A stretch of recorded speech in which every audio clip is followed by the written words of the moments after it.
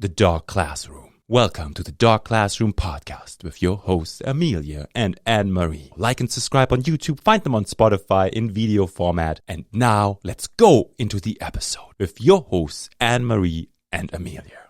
Welcome back to Season 2 of the Dog Classroom podcast. We're so excited to be back, and we are coming with a highly requested topic this time. We are going to talk about kids and dogs. So, we have a few things we want to cover today as far as kids and dogs interacting at different ages. So, right from infancy all the way through to even almost kids, when they're still not quite here yet. When you find out that, right, that even you find out when that. You're pregnant, yeah. So we'll definitely talk about that, and then we'll talk about some different kinds of management skills and dog and kid interactions. So to start, why don't we go with before baby? Before baby, okay, and different things that you can do. Yeah. I would say as far as consultations or when people contact me can be anywhere from thinking about having children to being pregnant, to having the child newborn. I think I went and did one, to then toddler age. I find a lot more that the concerns are happening toddler age. Yeah. Yeah. So when they start to move around, so even you're looking at not even like a bit before 1 year old, starting to roll around, move a little bit like that. So to go back to my suggestion, ideally, as far as training and preparing, ideally would be done while you're pregnant. We don't realize that women, while we're pregnant, that we give off different pheromones. Mm-hmm. So the dogs we actually smell different. I know it's sort of weird, but we actually smell different to the dogs. I noticed that with Nuggie when my sister was pregnant, and Nuggie was a little bit weird around her for a while. Yeah. She definitely noticed that something was different. Yeah. So they say they usually will pick up on it or show behavior changes first trimester or third trimester. So before there's even a baby, right, while the family's pregnant or whatever is going on, where they're preparing to have the baby come into their home, what are some of the things that you would recommend that people start to do to get the dog ready for the baby coming home, like before they even interact? Right. So I would say ideally socialization. If you have any friends or family with children, it's ideal. And I think it should be part of when you get a puppy or a new dog. The tricky thing is, you don't want to approach kids that you don't know, obviously. Right. You want to be comfortable around those children, but it would be ideal to socialize. Family members, and nephews and stuff like that. Yeah. And then what I would say, another thing to do is revisit your training. So create a bit of a training plan, revisit your go-to-mat, your leave-its. So when you're asking, once baby comes and you're asking the dog to do different things, it's not like brand new to them. It's like they've already been practicing it for a period of time. The other thing I would say, figure out sort of walking, exercise, that sort of thing, because again, as you get more pregnant, there may not be as many walks. No, there may not be. So, it's important to somewhat look at that schedule as well. But then also, like, now that we have media, YouTube, different sounds apps and stuff, play babies crying. Yes. Right? But anytime you do sound work, it's really important to start low and then increase it. Like, we don't want to freak the dog out, right? Yeah. And play it on high. Or the baby comes home and is screaming and they're in the same room, right? Yeah.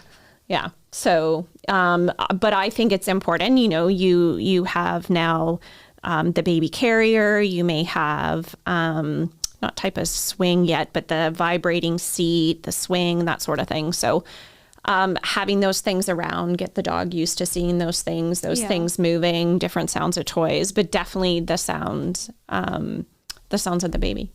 The sounds of the baby. And then the other thing that I have found since, obviously my dogs have been around my nephew a lot, who is a baby. And they thought some of the things that were really interesting were like the high chair or the little playpen sort of thing with toys in it. So like even just having that stuff that doesn't really move or make sounds, just being around in the house, I think is maybe something that would be maybe not stressful for some dogs, but just different. Yeah. So I think instead of, bring baby home, everything comes out, playpen and everything, then there's so much new. Why not transition over a period of time, right? Even baby's room. If the dog slept in that room before and then all of a sudden they're not allowed. Yes. Right. True. So sort of start that training from the beginning. So let's move now to babies coming home.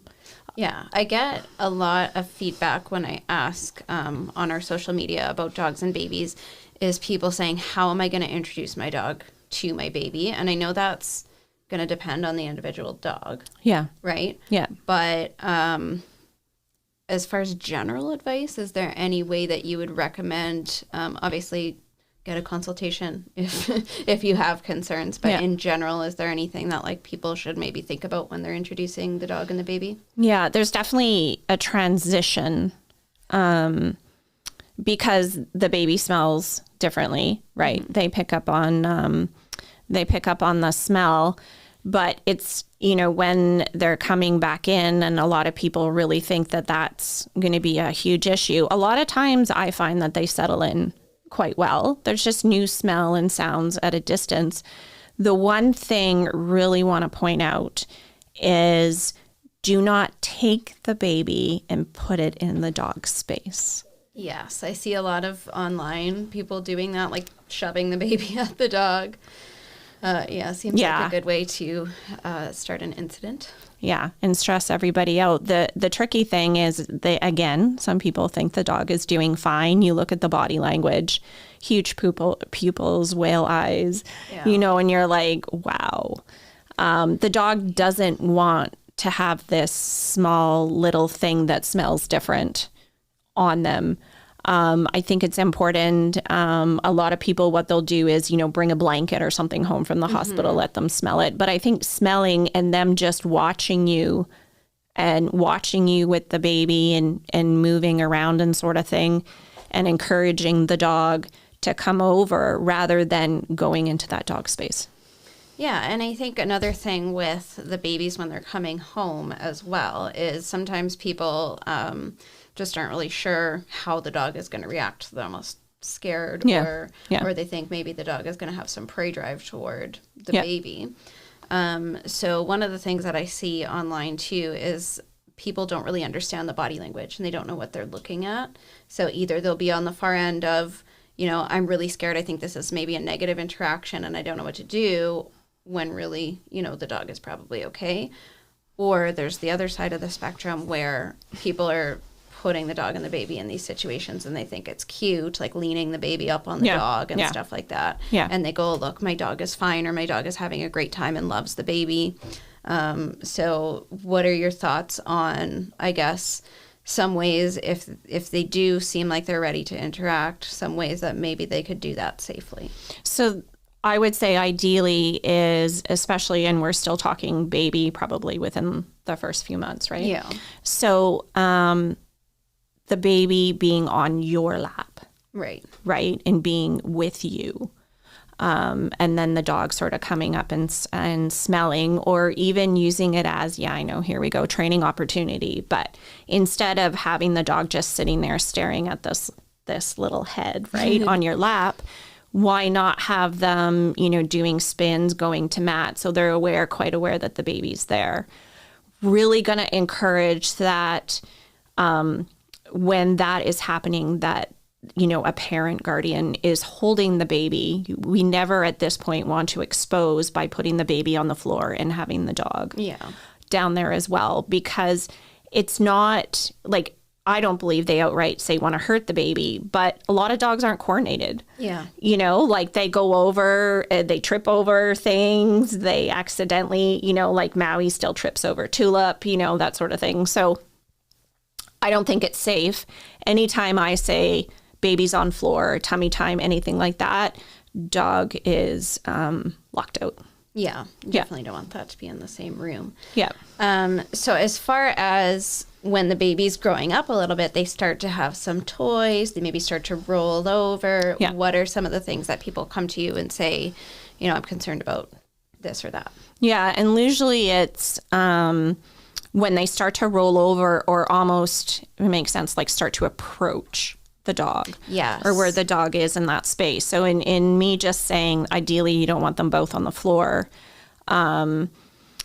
Even having the gate, because you want the dog to be able to watch the child move and not feel threatened. Yes. Right? Because again, it's about socialization. It's about getting used to things. So think of that barrier as just a precaution, but it's also a good training moment for them to sort of figure each other out and watch. And in the meantime, we're rewarding the dog for calm behavior. Yeah. So, but a lot of times it's when they start to move and they move towards the dog, because then the dog starts to get a little bit worried, like, oh my gosh, this little thing is cornering me or moving towards me, because they haven't really totally moved for like 6 to 8 months.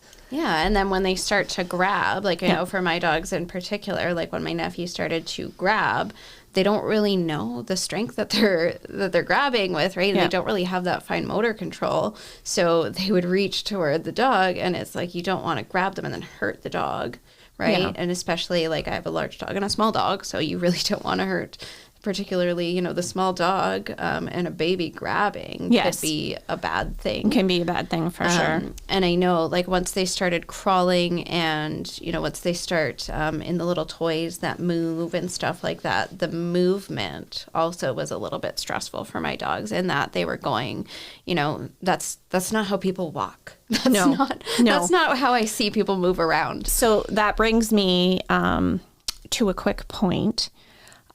We, just to let everybody know, we do go into this in more detail, and I do offer a seminar. We're going to do an online seminar, and I go into more detail, but it's also, it's over Zoom, but we're able to talk back and forth. You guys are able to ask questions. Yes. Once everything, the information, we got awesome body language pictures and stuff, that sort of stuff. So that's also an option, definitely, if you guys want some more information.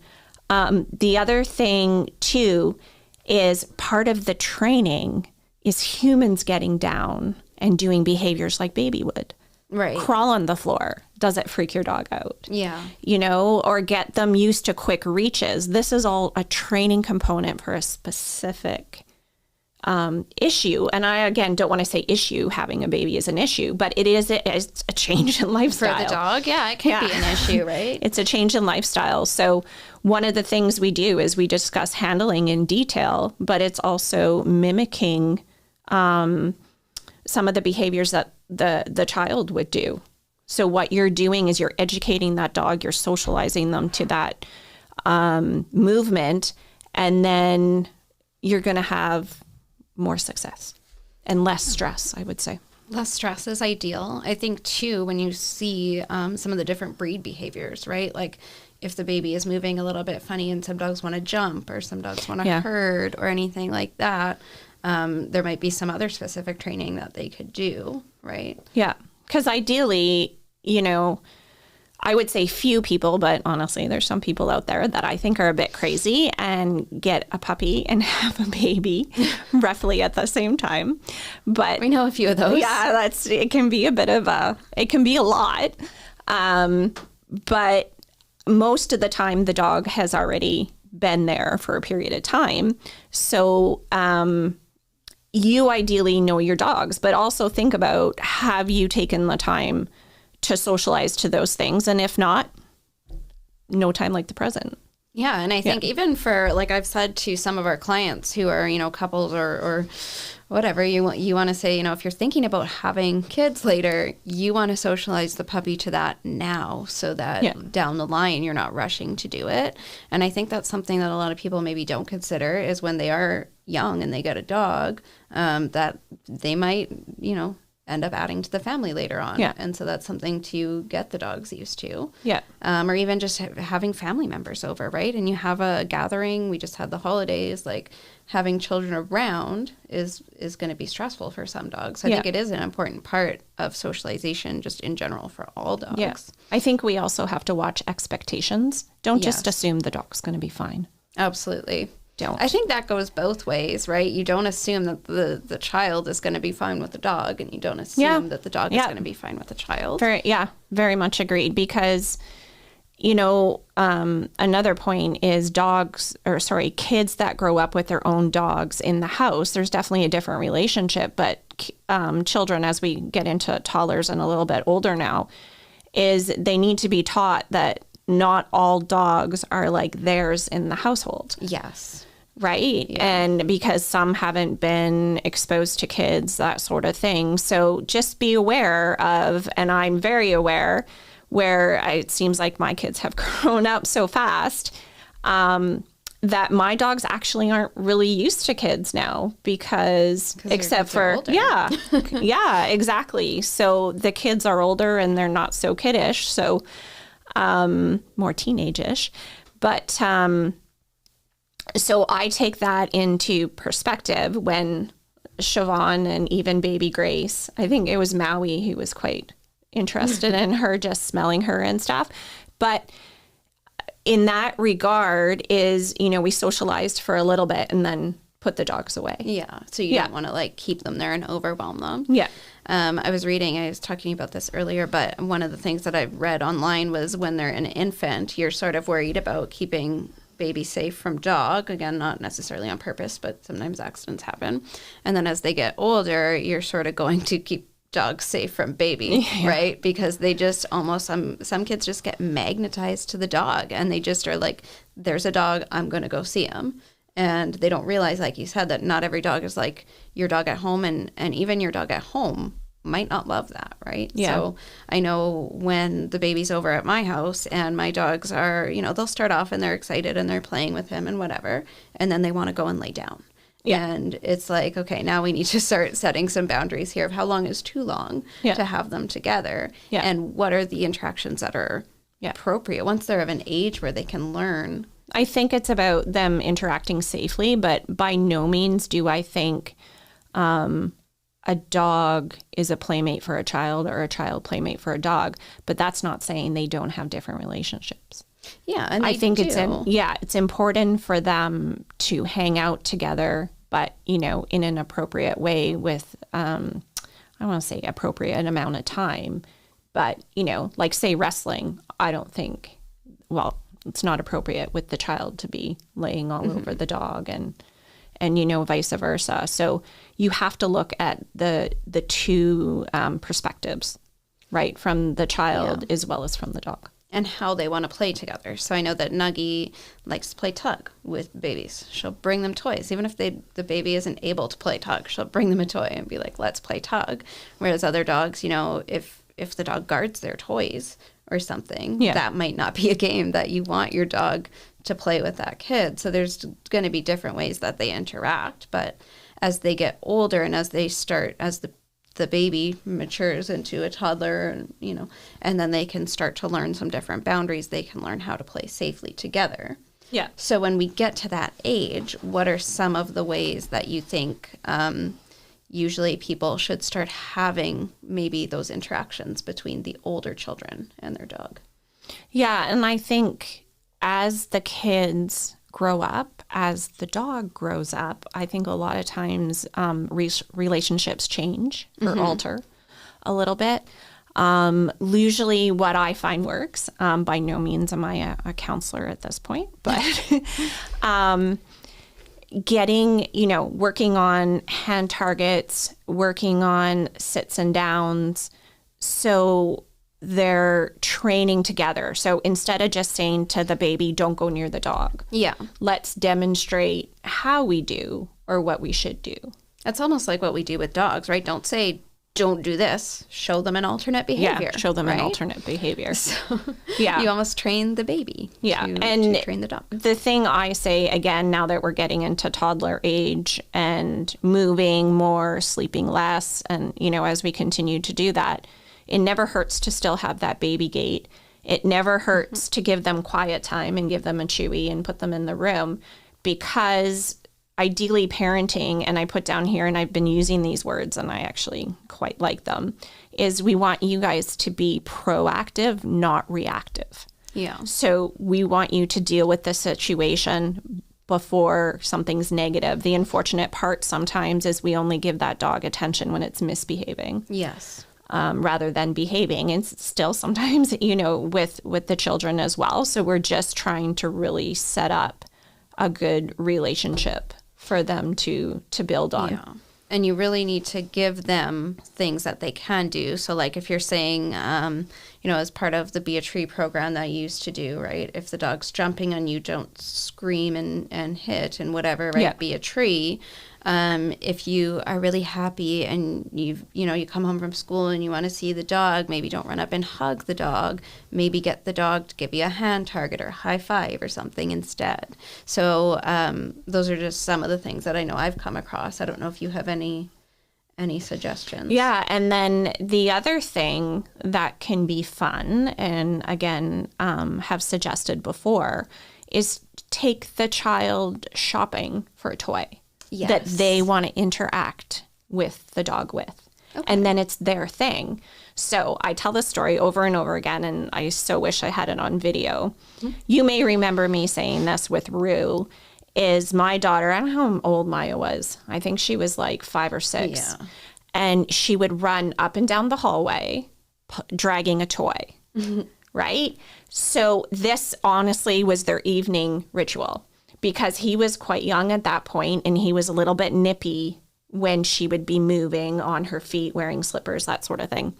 So instead of her getting upset and giving puppy time out, we gave them this game to play, and they did amazing. So when she dragged the toy, the puppy, Rue, directed and would grab the toy and pull, and they would go back and forth. And that's how they bonded. Yeah, and that together. makes sense because he was a little bit of a herding breed, Yeah. right? He had some Sheltie in there. So doing that chase and that sort of nipping in an appropriate way. Yeah. That's a good way to build their bond. That's a very cute. Yeah, it was super cute. And honestly, every night like clockwork, up and down. So bonus, exercised baby, exercised dog. Good. So to sort of summarize and wrap it up a little bit, there's going to be different strategies and different management in place at each sort of stage of the because baby's growth. Again, we know dogs will behavior changes or based on circumstances, but also based on time, as well as children grow up. So those relationships are constantly changing. And I find, in having 2 kids and the multiple dogs, each dog has a different relationship with each of the kids. So it's a learning experience. You can sit back and have those awesome aha moments. And then it's also a learning experience to say, oh, maybe I shouldn't have done that, or I should. So it's great to, I really think, part of having a child when you have dogs is, we all do preparation. We get the room ready. The dogs need to be part of the preparation, but they also need to be part of the training strategy as the child grows up, because then we like to be an advocate for both. Yes. Right? Like obviously for the child, right? We want to support the child, but we have to make sure we have realistic expectations of what the dog can tolerate, or expectations of the behavior, and to be fair. Yeah, right? and expectations for the child too, right? The child probably doesn't want the dog jumping all over them, so there's got to be boundaries both ways. Yeah. So to wrap it up, I think I would say if you want more of this, definitely take Anne-Marie's webinar, which is the Babies and Toddlers and Dogs, oh my, webinar, which we will offer online periodically. And you can also book a consultation if you need some more one-on-one, or if your dog has some specific issues that you are a little bit concerned about. And other than that, I think any closing remarks?